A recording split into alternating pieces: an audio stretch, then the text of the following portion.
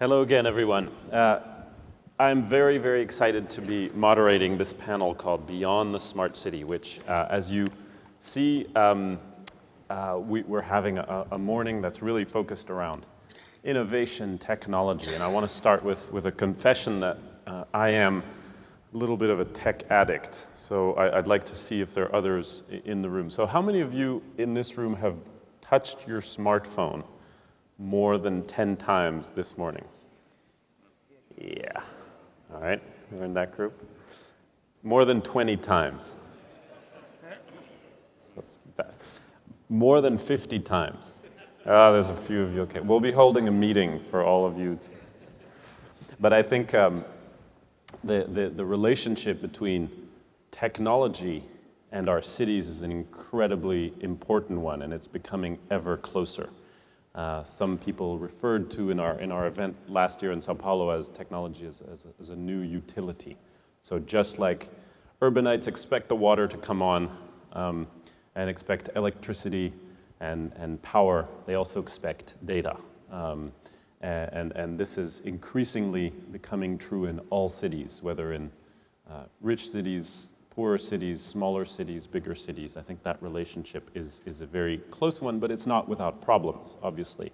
And it's not without some issues, as was presented yesterday and discussed yesterday. And so we're here and we have a fantastic panel to talk about this. We're gonna have a really open discussion about the new frontiers of what's possible with technology, but also address some of the problems like privacy and data and who owns it and what are the limits to this.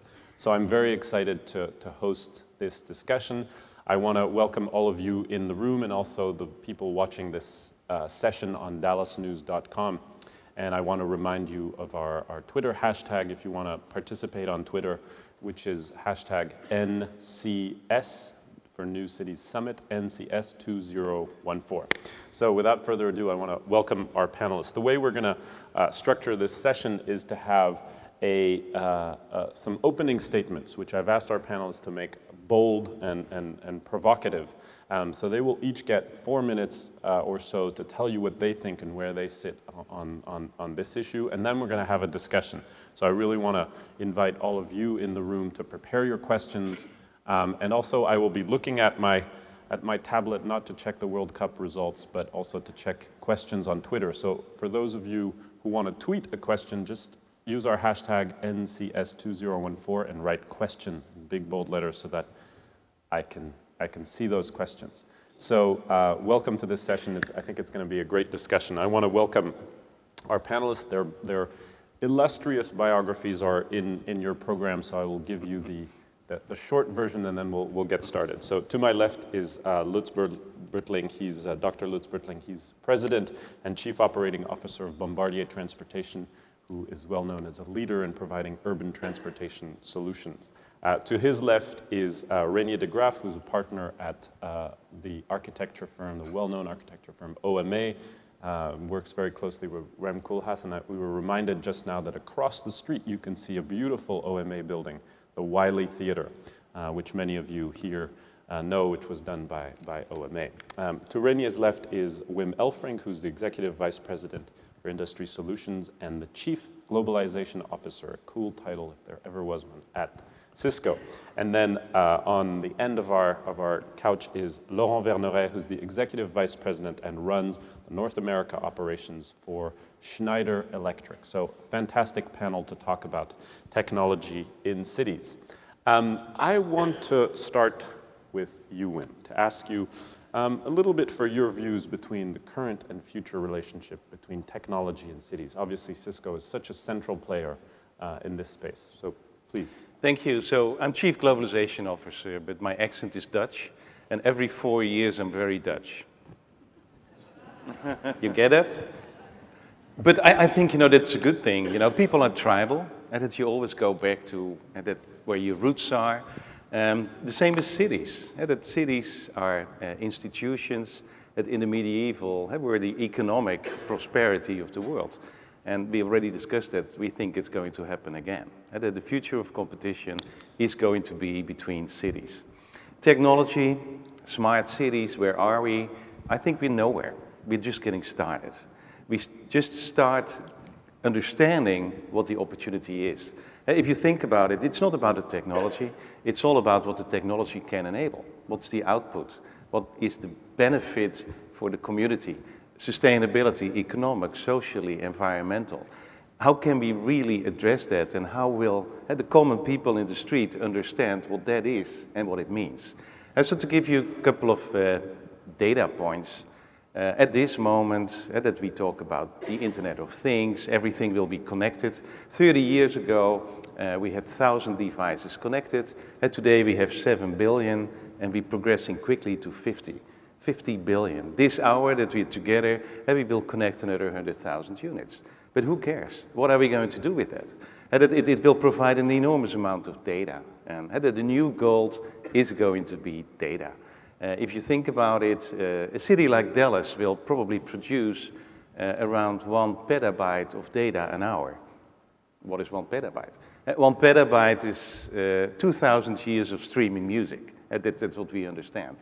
But the point I try to make is that data is not relevant. You have to make it information, you have to make it knowledge, and you have to make it what-if scenarios and take better informed decisions. My father, I'm from Rotterdam, by the way. My father was an architect, utilities. He built schools, the airport, the library. I can still think about, as a child, that we were sitting on the kitchen table, and I can now see these type of buildings in Rotterdam. He was a physical, mechanical architect. We are digital architects, and these two worlds are going to merge. It's going to be an overlay, but what will it enable? Since 2 weeks, I'm going to work together with Ram, with Oma. We have just discovered each other. And so as an industry, we are not collaborating yet. We are not integrating. We think that there is an opportunity in the next decades with all this technology, all this data, it can enable an economic value of $3 trillion. And that is in smart water, in experiences, in smart transport, in smart parking. And that's, so $3 trillion of opportunity. Barcelona is one of our marquee cities. It's the first city that Mathieu that has said our opportunity is 3.6 billion till 2020. At this moment, we capture around 8% of that. They have a master plan. The mayor, you know, Spain is economically not doing that well, but Barcelona has a surplus. And people know what it is. We are able to explain it to people, get their participation, get their feedback. So, my point, smart cities, a $3 trillion opportunity. It will enrich life. It will increase sustainability, economically, socially, environmentally. It will attract investors. It will attract young people, because young people want to live in a vibrant type of city where it's good. Coming back to my point, that if I go to a city, I look around and I look up still at buildings. You know, my father, an architect. When my kids come in a city, 14 and 17, they look like this. They look at the applications. And that's so if these two worlds are going to merge, then we have that 3 trillion opportunity. We're just scratching the surface. Great, thank you so much, Wim. So scratching the surface, the smart city is just the beginning. So now from the digital architect to the physical architect, Reinier. And Reinier slightly broke our rule by bringing a couple of photos, but yeah. he will show these. Reinier, please. Yeah, I would like to show a slide. If it's, yes. I'm also Dutch, by the way. Sorry, each and every day, in my case.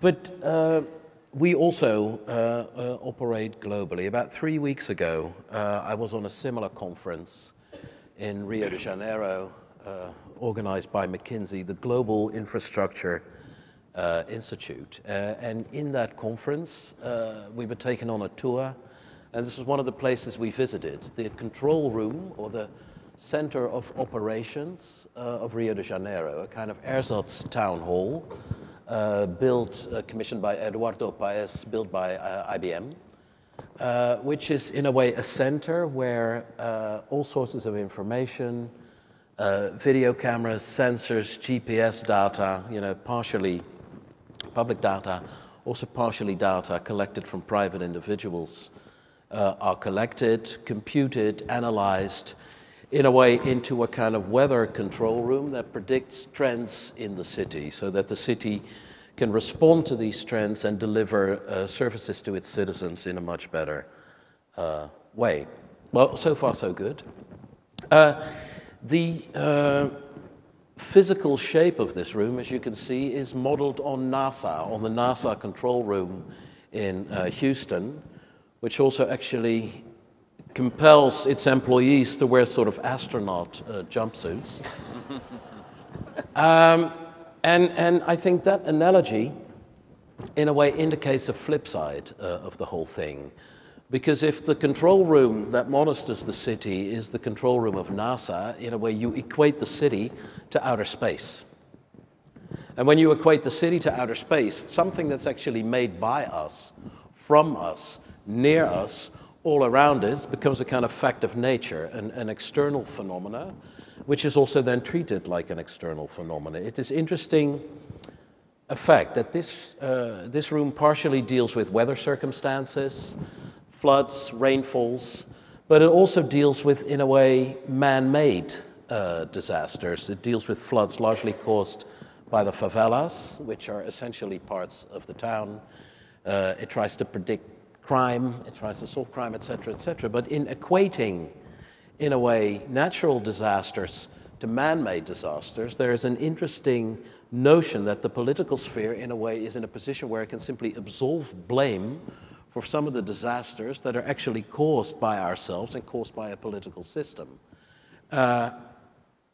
And in a way that the shedding of that responsibility is then exchanged for a shorter response time, that when the disasters actually happen. And this is, for me, a slightly worrying note, because, I mean, I clearly see the blessings of this type of technology. I clearly see the improvements in Rio for it. But at the same time, the other side, and it was mentioned before by Paul Römer, Rio was quoted as an example. Rio is a city where, in a way, 20 to 25% of its inhabitants formally do not exist. They do not have an address. The streets in which they inhabit, they built themselves. They have no name. The structures they built, they do not own. The economy they conduct, whether illegal or more innocent advices, formally doesn't register. It's about a quarter of the city that simply doesn't formally register as an official part of the city, and therefore is treated like an external jungle, like an external fact of almost a natural disaster, and simply taken away from the responsibility of the municipality.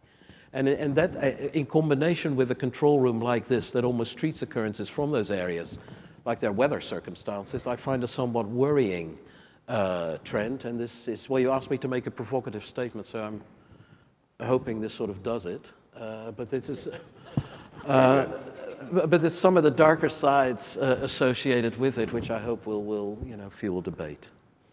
Excellent. Thank you so much. Sure, feel free to clap. Feel free. So, jumpsuits. We're all in jumpsuits. And now, Lutz, what is your view, given your point of view as really somebody who really is a central part of the life of cities? How do you see this relationship from your point of view? I would start by continuing with this control room. It was actually a nice picture which even fits to me. I mean, many cities got obsessed to have such control rooms and have sensors everywhere, and every lamp on the street, wherever lampposts, water pipes, buildings, everything was equipped with sensors, and you have these famous control rooms. What does it help if it takes you 3 hours to go from an airport to downtown because you're always stuck in traffic jam? What does it help to the people in the city if at the end the flow still doesn't work? I mean, you all know better than me that we have an ongoing trend for urbanization, very strong ongoing trend. In the 20s, 80% of the world population will live in urban areas. And in some areas we are already there. In some parts of Latin America we are already there.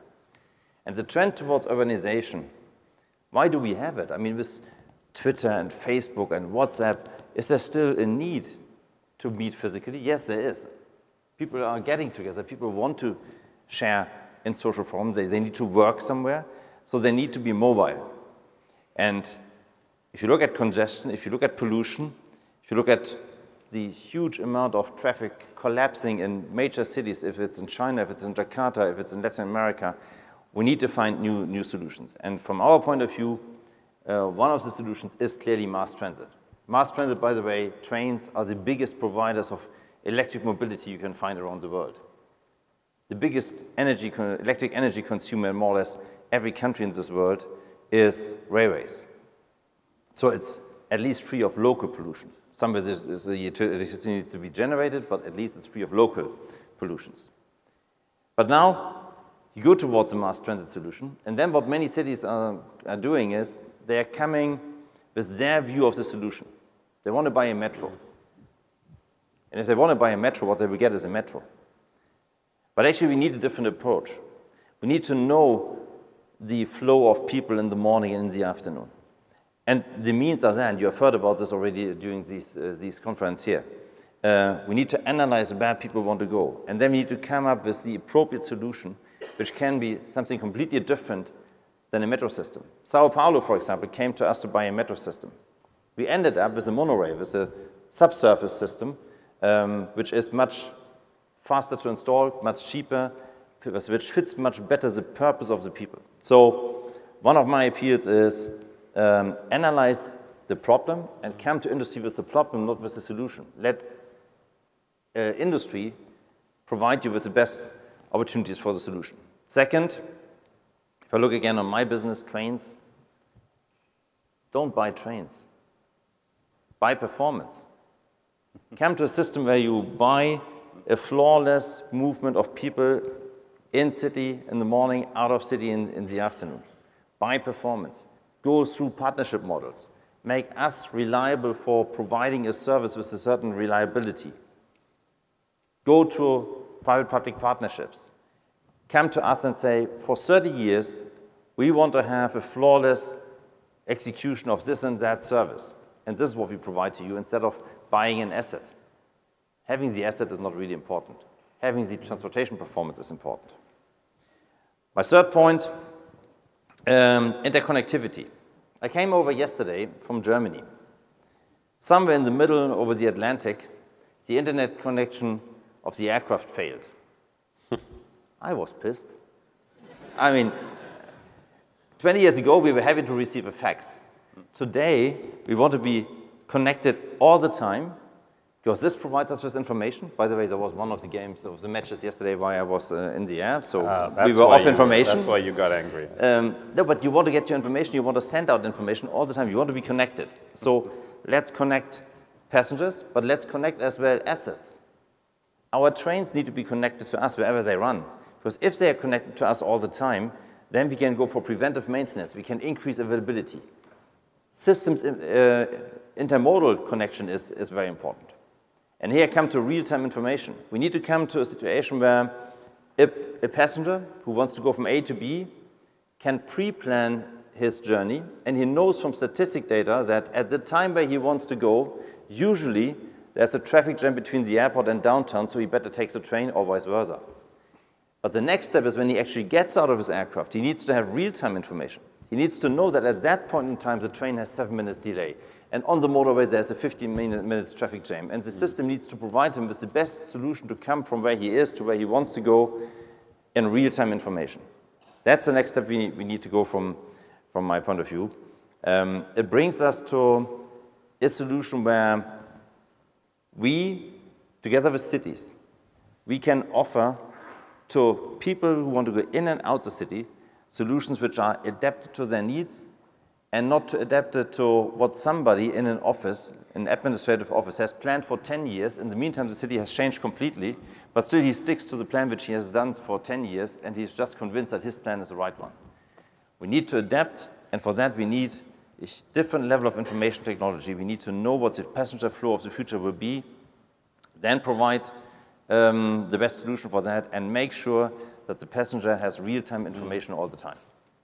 Great, thank you so much, Lutz. I really like that, the positioning of the solution versus the problem. I think that's a very useful paradigm, and I hope we'll return to that in in the discussion. Laurent, how do you see this? Because you too, from an energy point of view, really have your fingers on the pulse of cities. So how do you look at the relationship with Yes, technology? when we look at energy, and to my colleagues on the panel here, we see that you also need to architect the energy. So as a company, we try to think ahead, and specifically about efficiency in the city. We think about, again, smart financing of the city, and we want to also think about sustainability in the city. So technology per se is a given. It's there, and I would say that it's up to us, the technology providers, to make it simple, to make it accessible. The real debate, in my opinion, is to go to what are we really doing for the citizens? What are we really providing? Are we putting that as our first question, or do we start a technology project? So yes, the smart city concept is 7 years old, something like this, and I agree, it's brand new. But it has to evolve. Like every new industry, you come at a phase where we come together, the industry players, and we start putting our thoughts, and we start to come from not so much a technology side, but we come from the human and the citizen side. So we have that simple view that if we can provide an easy access for cities to become smart, and what we believe is that actually, yes, a lot of citizens on a daily basis are going through the cities, but there is a large amount of energy. Think of any kind of energy, water also.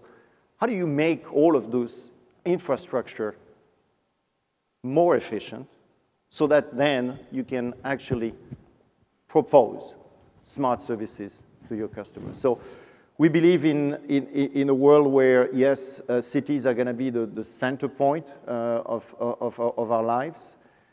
We believe that cities need strong leadership. And our approach is we may not have all of the answers, but from a vision to an implementation, let's try to put and bring the technology together in a simple way. Right, in a simple way. So that's also very interesting sort of addition to the smart city, which you also defend the view that it's new and it needs to continue growing, but your slight shift into smart services, which I think is very interesting. Great, well, thank you very much to our panelists for those opening thoughts, and now we're gonna go to a discussion. Again, a reminder that I invite all of you to prepare some questions in a few minutes, or tweet them if you want to, using our hashtag, and our viewers on the dallasnews.com website can also tweet, and I'll be checking that. Before we go into a bit more of the contentious issues regarding technology in the cities, I'm just curious, particularly you, Lutz, and Laurent first, and then all of our panelists, what are the sort of hot areas you're seeing in your fields or in your industry in this relationship between technology? You mentioned water, you mentioned some of it. Can you highlight what you see a few years down the line are really the hot areas that are gonna develop?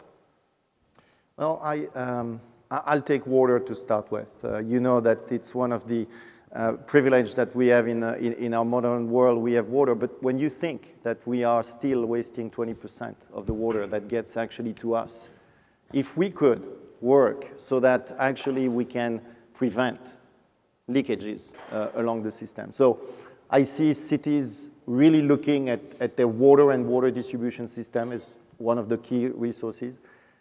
The second thing is cities is first and foremost a place with buildings. And in buildings like this one, we use a lot of energy to actually stay cool. And that's the second piece. How do you drive an efficiency with, again, a set of buildings that you have in a place? The third point is sustainability is here to stay.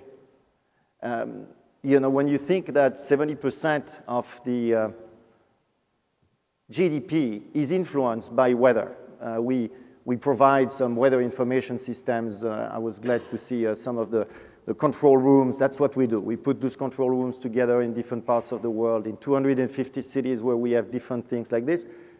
We bring a service which is, again, delivering efficiency information. So that's what I see happening. But the most important to me is who's going to come to the table and help a city manager, help a mayor finance the whole thing.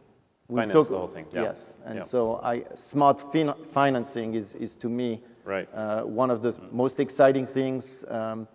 I believe in performance contracting. I believe we can turn this incredible amount of money that we spent on a day-to-day basis, operational, we can turn that into a way to finance technology. But how? Because I think we all agree that we waste billions of dollars in any city. Even a small city wastes billions of dollars, and yet those billions of dollars are not available. So how do you turn that smart financing around to show the value proposition? I mean, it's not, do you have any examples of places where you see that it's happening, that understanding is there to move to more efficiency? Absolutely. City of Boston, City of Dallas, we're working. The first step is, if you don't know what you waste, you're not going to be going after it. So measurement. Right, so measurement is the first thing. So you know, we talk that we live in a world of sensors, and back to the point of Lutz when he said we're going to know where the people are. Well, again, there is different issues with this, but as we send all of that information, we generate again an important information. And and of course that creates a lot of unease with a lot of people, and we're going to talk about it in a minute, and I'm sure Reinier has some things to say about that. But who should measure that? Because obviously, you know, you can understand the criticism to be said, well, you as providers shouldn't measure that, because obviously your incentive is to measure big losses. So who can measure that? Does City Hall, should City Hall have that role, or? That's what we see. That's what we see. So first of all, we go with the city managers and do an assessment. How much do you spend in electricity? How much your water system costs you? And then you start putting a plan. And yes, we look around and we mainly financing all of this out of the savings we're generating. So we take a 15 years, 20 years commitment, performance contract, and we turn that inside. So yeah, it's of interest to the city manager. The city to do that, yeah, very interesting. Lutz, I'm interested in your view and what you're seeing. I would like to add the trends of congestion and pollution. If you just look at the 12 largest cities in the world, largest urban areas, they are predicted to grow by 40% on average up to 22. And this is just for 12 cities, additional 70 million people living in there. Just 70 million people more. If you continue with individual traffic, congestion and pollution will just make cities collapsing. And we see it partially. Go to Beijing. I mean, there are days where you can't even have a 1 kilometer view or so due to pollution. So we need to change traffic patterns. And this is not only about trains. This is about car sharing.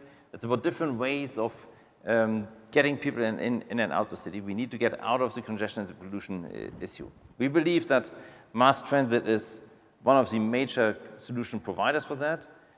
But to be able to bring people to mass transit, they need to see the benefit, which brings me back to my point of real-time information, of knowing precisely when I leave my home, and if I don't use my car, where people believe it's predictable when they will arrive, it's not, but they believe in it. So we need to counter this with predictable information where they say, if I don't take my car, if I go with public transportation means, I know precisely, or relatively precisely, when I will be at my target destination. Important point there. Second is, we need to have a more comprehensive approach. I take an example. We have a metro system in Singapore Downtown Line. It moves 2,500 people out of a station. This is 3 A380s, equivalent to the passengers of 3 A380 aircraft, moved out of a station every second minute.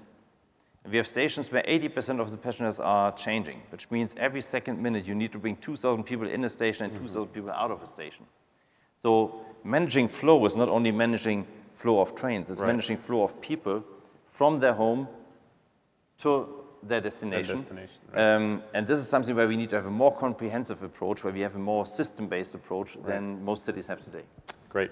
Now, Wim, I want to ask you about the elephant in the room. I think the relationship, there's both, and we've touched upon this in this panel, there's both a great celebration of technology and what technology can do for cities, and I think undeniably a growing unease on the question of data and privacy. Who owns the data? I think There have been countless scandals and sort of controversies about this. Recently, in the European context, there was a ruling about the right to be forgotten. So, do we have the right to be forgotten, and can we be forgotten?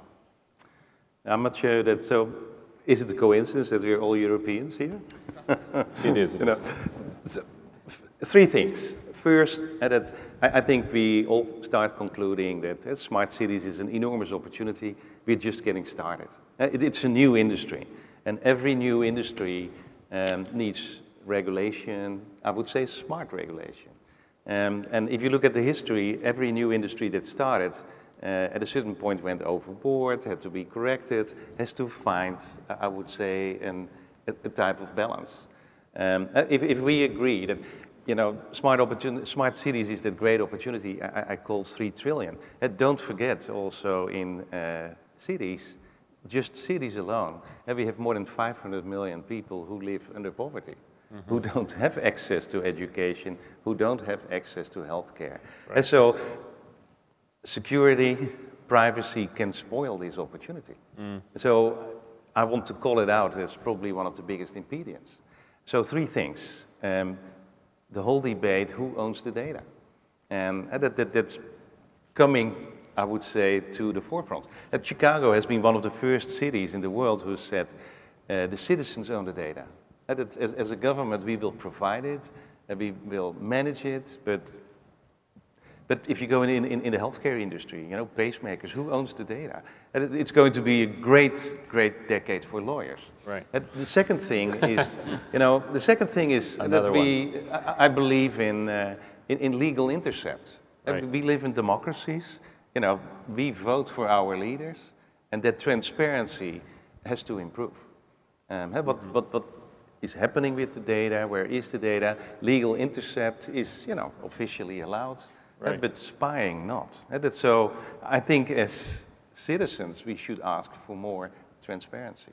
And then thirdly, probably most important, and that's where you start seeing regulation being started, is citizens should be able to opt in or opt out.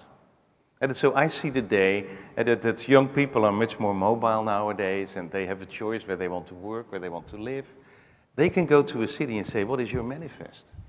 Right. And, you know, I opt in, I opt out. If you go in a retail store, what are they doing here? So that transparency will give people a choice to opt in and opt out. So you get the regulation that you deserve. Yeah. And so I think we as industry leaders have to make sure that we invest in it and that we have that debate and take it extremely serious. Otherwise, we're going to ruin this fantastic opportunity. All right. Reinier, I see you jumping up and down. The body language. No. I'm kind of wondering, because I think that we have witnessed somehow a revolution without even being privy to the fact that we witnessed it. I think one of the main things that has happened, and I think Google is the main perpetrator of this in the debate about big data, is that we have seen a separation from information and meaning. You know, the algorithm of Google, their search engines simply equate the most insignificant blogger and hypothetical statement amongst the most established scientists. And it does so deliberately. I mean, it's the number of hits that creates the hierarchy rather than any kind of value evaluation and what have you. And there is something profoundly liberating about that, because it allows, in a way, an atmosphere where anything and anybody can say anything.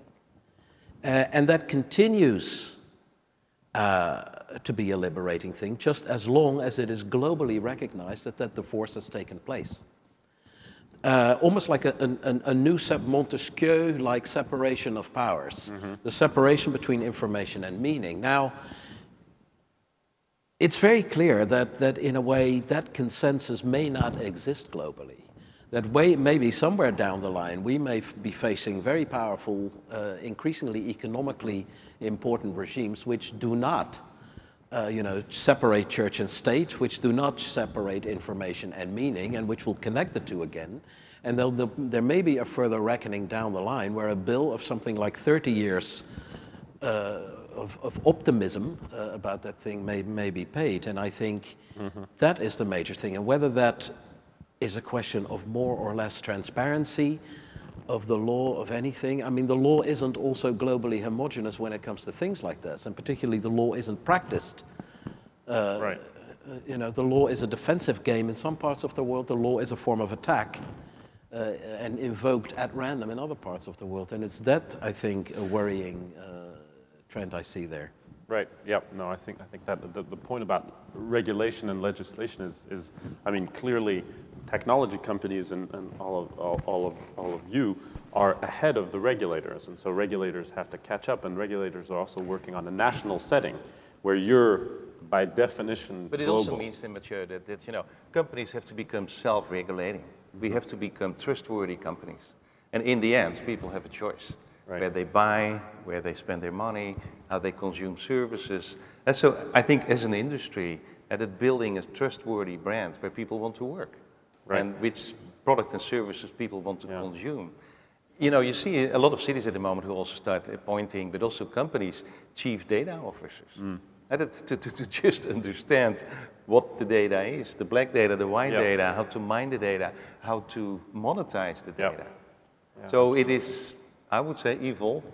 Yeah. No, we have somebody from the French Data Authority who's really a pioneer in creating that role of the chief data officer. I think you're right. There needs to be a catch-up, absolutely.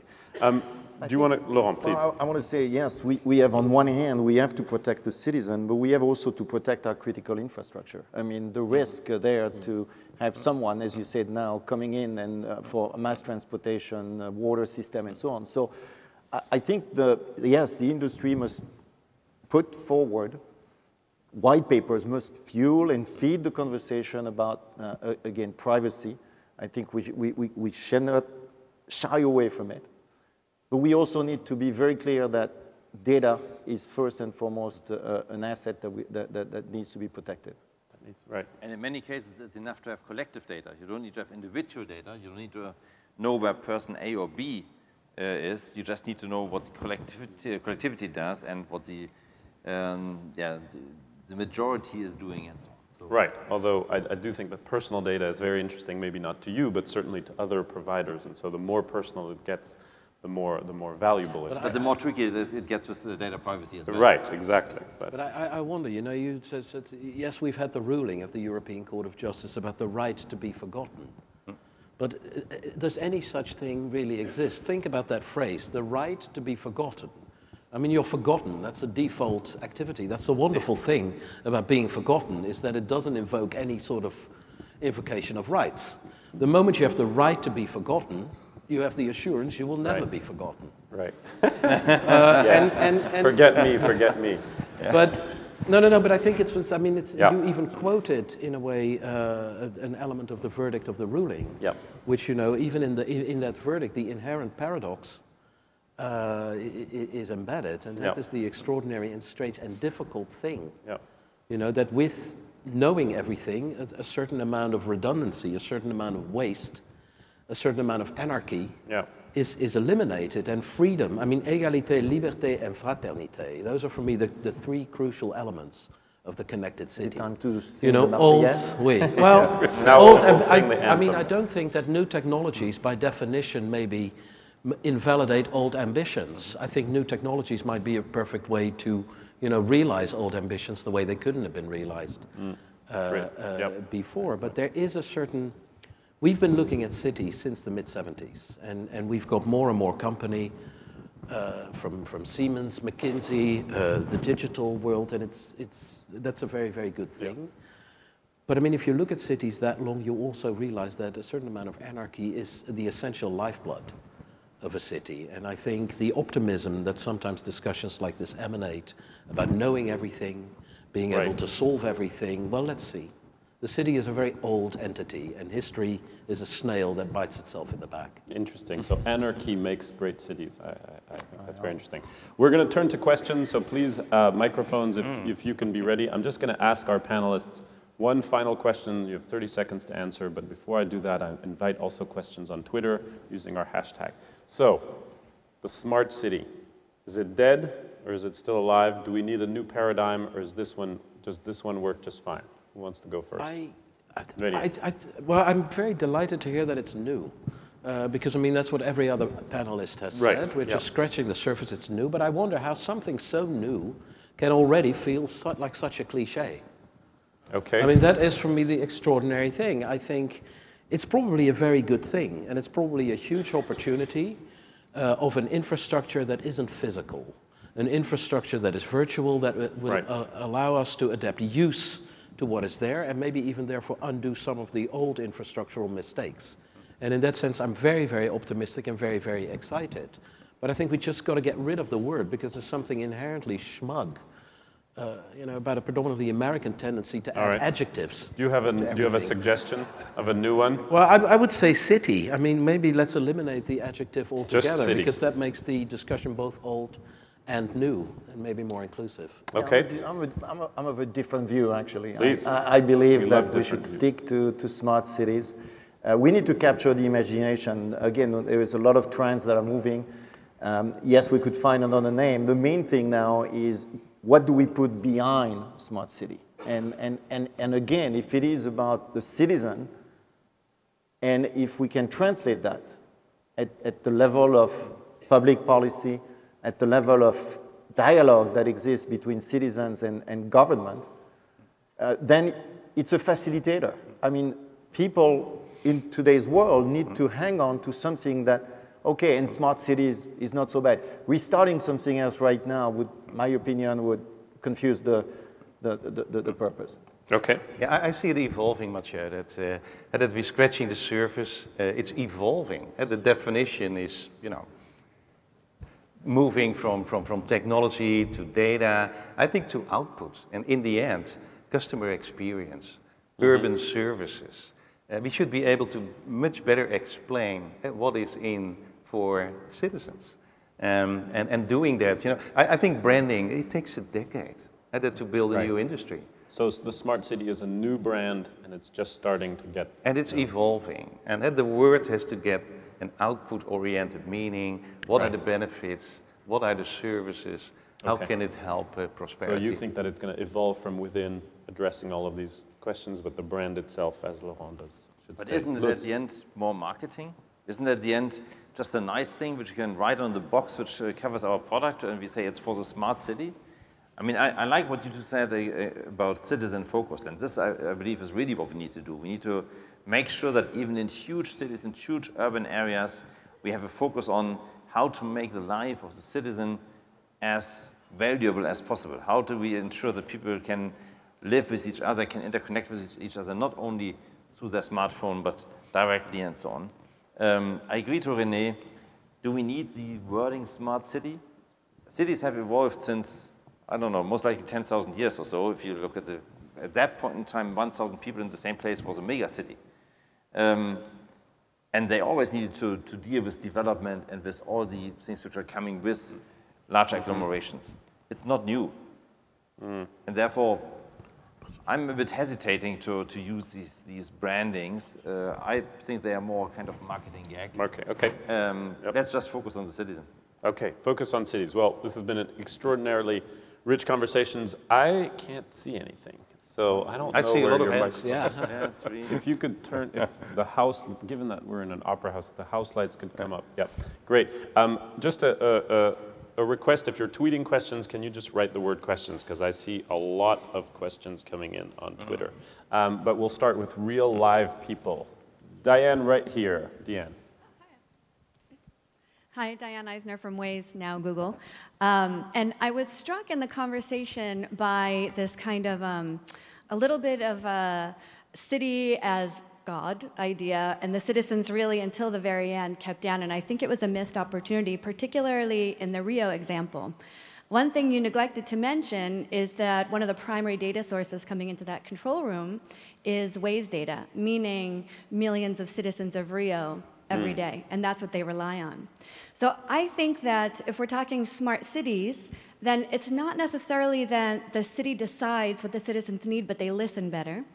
They are out there really with the citizens and collecting that information. And so I think it was a great panel, but missed opportunity to talk more about smart citizen in that context. User-generated data, and yeah, very interesting. Great. Let's take a question from Esther in the front row, and maybe another one, and then we'll go to the panel. There are lots of hands up, so we will get to you. Slightly Please. more positively, but another missed opportunity that you could actually do right now is it turns out that people who take mass transit, if you do controls by putting a system in and a lot of data, you discover that people get healthier when they take mass transit and walk to it rather than when they're driving. And I wondered how much you're seeing. What's really exciting is when you take two different data sets and mash them together and discover new things and what you're finding out along those lines. Yeah, very interesting. We'll take one more and then we will go. There's some in the middle here. Can you, young man, could you get to?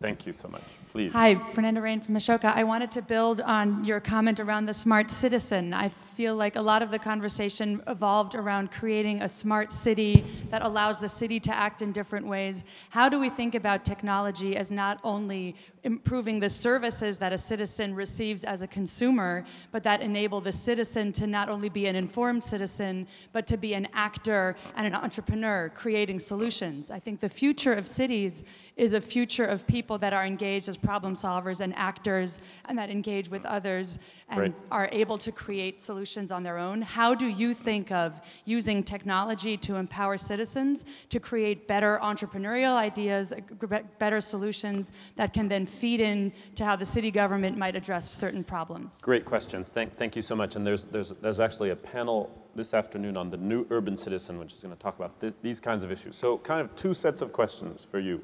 The smart citizen types of question, and then Esther's question about different data sets and giving access to merge data sets to give better options. For example, I'm going to walk. I need a data set to tell me how far I need to walk, and then I'm going to take the train or my car. Who wants to take a if I step? can immediately react on that interaction between citizens and I would say municipalities, I think it's a great opportunity. And that's what you see here in Dallas, and the city where we hosted today, had the 311, where people can report incidents.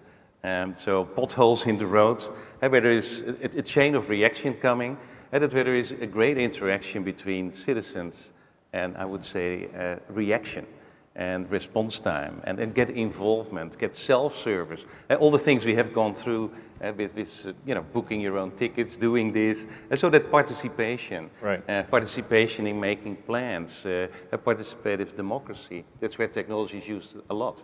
And what I think is the beauty now with the opportunity, that's where we will go also from big data to open data, that people can build applications. And that it's all going to be about apps. That's the way people will start consuming, and that is so local, that's so cultural. And that's employment you can have in your city. So that whole application opportunity will create a lot of participation. And then the last point, I'll give it over, that peer-to-peer, what is happening at the moment, with taxi services. That an Uber, that started in San Francisco, or My Taxi in Hamburg. I think that is where citizens are taking the lead and start creating their own new way of creating services. And I think we are just scratching the surface of these type of opportunities where citizens will take the lead and come up with their own business models. Okay. Anyone else? Reinier, I would like to react to the statement about Rio. I know that the center operates largely also on the base of crowdsourcing data from favela residents, and it's a very good source of information for things that happen there. So I by no means discredit the value of that and the things that add. I'm also not against smart citizens at all. I just think there is I just want to emphasize a double side, because those mobile phones allow those citizens to give an early warning about flooding, rains, etc., etc. Do you know that mobile phones are also the biggest source of tampering with democratic voting in the favelas, in the sense that people who come out of voting booths are asked to show their mobile phone because they're compelled to photograph their voting ballots to see who they vote for, because local community leaders actually have covert deals with political party where they guarantee the vote of an entire favela to a particular political party. Now, if that's a trade-off, I'm not saying it is, but in the form of a hypothetical trade-off, would you, in a way, change your voting right for an early warning system about a storm? It's the whole point of showing the operation center is not to attack it, not to ridicule it, etc., etc. It is just that the fact that there is a dark side, which I think is so often under-highlighted in discussions like this. Well, it is not now. Would anyone like to address the question of interoperability and intermodality, which is really... It's a bit of a difficult one because today we don't have the data sets for that. We will have them in a very foreseeable time, 2 years, 5 years, not more. And then I believe we will be able to allow people to make much more educated decisions. We will be able to tell them what the ecological footprint is, which they will have using different ways of traveling and so on. We are not there. We and our cooperation partners, it's not necessarily what we're doing, but where we are using other companies to support us. We are not there yet. Just because, what I said, the real-time information is missing. We don't really know what the footprint will be. Everybody can calculate what it takes in terms of ecological footprint to go 10 kilometers by car, but nobody knows what the traffic jam in between will be, and this is very much changing the ecological footprint. Same on your own health, for example, what you mentioned. So what kind of physical activity do you have using one way or the other way?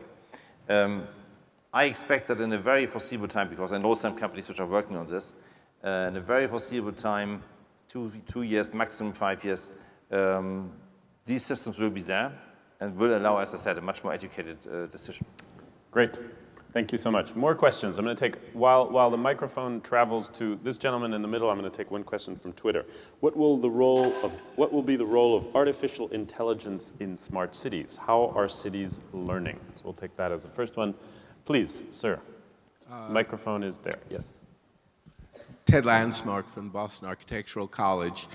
All of you are conducting very valuable research, which we get to hear about here, and many of us at universities and colleges are also generating useful knowledge. After this conference is done, what would you recommend as the most effective ways for policymakers and people who are working in cities to actually access the kind of knowledge that you've accumulated in a way that can turn it into action? Okay. Information sharing and knowledge sharing after that. Okay. We'll take one more question back here. Yes. Just behind you. Hi, I'm Lawrence Jones with Alstom. Just a quick comment first and then a question. Regarding the issue of smart grid or smart cities or new cities, let's recall that 2003 blackout was what led to what we now call smart grid. And after that came smart cities. At the end of the day, we want to modernize the grid, we want to modernize the city. So I agree with Mr. Bertling that let's not worry about the definition or the classification. At the end of the day, what we would like to do is to modernize cities. My comment, though, question has to do with how do you manage the expectation? One of the challenges we've seen with smart grid was that there was a lot of over-promises made to citizens as well as to regulators. And based on what I'm hearing, and Mr. Wim, I like your comments and the market forecast of $3 trillion, but how do we manage the expectations that we're setting from a technology provider perspective? Great, yeah, I think that's a great question. Expectations are very high. We're going to take these 3 questions about artificial intelligence and how are cities learning, or are cities learning. We're going to take the question about how can we best share information and not relearn things or reinvent the wheel, if I understand it correctly. And great question about managing expectations. So I'm going to ask the panel to take those. While we're doing that, there are lots more questions, so if you can get the microphones, we'll do one more round before we wrap up. Please, gentlemen. Shall I begin with the expectations? Perhaps it's the most easy question. Yeah. Then I'm off the block. No. What you see with new industries, mostly, is that the first 2 years it's hyped. We are too optimistic. Then after 8 to 10 years, we are too pessimistic. And it happens somewhere in the middle. And so I totally acknowledge that specifically with smart grid, it has been hyped. Because it's a difficult industry. It needs deregulation. It's more or less like the telecom industry 20 years ago. And so probably we have been too optimistic in the first couple of years. The opportunity is still there. And so managing expectations, I think making plans master plans in cities, where you talk about these opportunities, like we did, for instance, like I said in Barcelona, 3.6 billion in 10 years. But how are we going to approach that? What are the 3 opportunities? What is the citizen involvement in that? Right. How do you get the buy-in? How is it going to be an interaction between municipalities? That is, I think, what we have to do much better. And so integrated plans between architects, between technology, between the transport sector. And you can only collaborate if you have common goals. Otherwise, you just work together, but you don't collaborate. I think if you want to manage expectations, you have to manage also the understanding of a problem. I think the examples of blackouts, the examples of cities being shut down, forces the government to look at new ways and new solutions. And I think it's very difficult to tell the public that, you know, this bottle of water and the water that is in there is costing 5 times more than the water that we get through our water treatment system. But then when you ask the citizen to vote for an increase of 0.5 cent to the water, everybody goes in rage. Where are we going to find? So we need to find ways. These expectations are not being met because we are not able to free up money to make them happen. Right. Very good. As bad as it is, at the beginning, you need to create big expectations because you want to create a new trend. You want to create movement. Right. You want to overcome the resistance of people just staying where they are. So if we don't set ambitious goals, and I agree managing at the end the expectation is a bit difficult, but if we don't set ambitious goals, we will not discover new worlds. We will not break frontiers. So creating a movement and bringing people in a new direction needs that there's some real benefit visible in the future. Okay. And it might sometimes be a bit overstated. Great. Anyone else? And Reinier, do you want to make a comment? No. I think I just figured out what I have against the term smart cities. Aha. We got 3 minutes left on the clock, and now you figure it out. I'll try and do it in 30 seconds. I think the reality is that most cities are not smart. Are they stupid? If you look, you know, more than half of the people live in cities. That was in 1950, maybe 20%. There is a phenomenal rate of urbanization, which is so fast that, and in combination with that, most megacities are in the developing world, in the world that is not rich. The pace of urbanization coupled to that simply means that most of those cities can't keep up. Right. The more those cities grow, the more the people that live there actually live in slum. They hardly live in urban conditions. They continue their rural existence in a more impoverished form inside the city limits. And I think one of the wonderful things about the digital is that it doesn't require proximity. It requires things to be remote. So it could be a wonderful factor in delaying urbanization. Delaying urbanization to a pace that we maybe can keep up with it, with trains, infrastructure, and all the things that need to happen. And therefore, by calling it smart city, you grant the whole rather problematic reality of the city at this moment a kind of glamorous appeal that I think is dangerous. Interesting, very interesting. Okay, we're going to take one last question and then wrap up. Yes, please. This is Dr. Betty Dabney from the University of Texas at San Antonio's program in urban and regional planning. Wow, I feel like a sailor on Christopher Columbus's ship up in the crow's nest seeing the first sight of a new world. This is unbelievable and mind-boggling. But here's my question from a fairly naive standpoint. Are all of you different companies who are really the leaders in this technology, are you in fact building silos of your own? What sort of standardization is being developed for data structure and data transmission? Great. Because I believe over time that will be critical, because there should be a convergence of all of these different systems that you're discussing into one huge meta system. But the downside of that is it opens up new opportunities for IT terrorism, for someone to literally shut down the world, and I have a concern about that. Interesting. We'll try not to shut down the world before we get to the land we're getting to on our ship, but thank you very much. Okay, we'll take one last question over there in the back, and then I'm going to ask our panelists to answer those very quickly and make any kind of final comment they want, and then we will...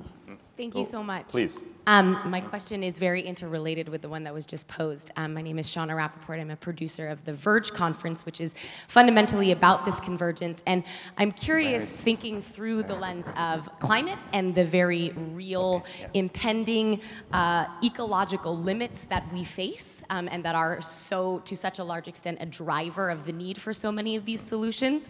A big inquiry that I've brought to the last couple of days is how do we improve the dialogue and the capacities for public and private to work together more effectively to accelerate the adoption of these solutions? And what is the role that you, as the service providers, as the companies providing these solutions, what is the role that you need to play, and what is the call to action to cities and the public sector to meet you there? Thank you so much. Okay, very quick on the question of really collaboration, cooperation. Absolutely. Not one company can tackle this. We work together with Cisco, Microsoft, IBM. You have to. So your point is very well taken. It's not going to happen. It has to be a cohesive effort between companies. Excellent. Yeah. Anyone else? Final comments, anyone, before we close, please. Yes, let me jump in.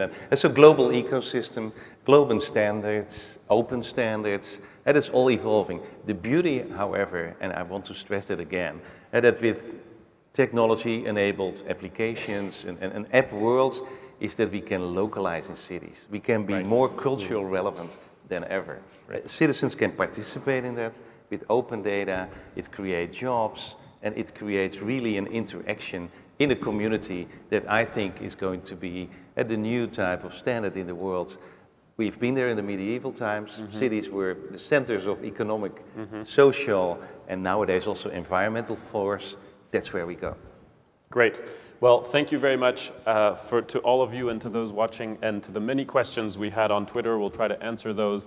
And this is clearly an ongoing conversation, but one that I think we've taken a very fair stab at this morning. So thank you all very much. Please thank our panelists.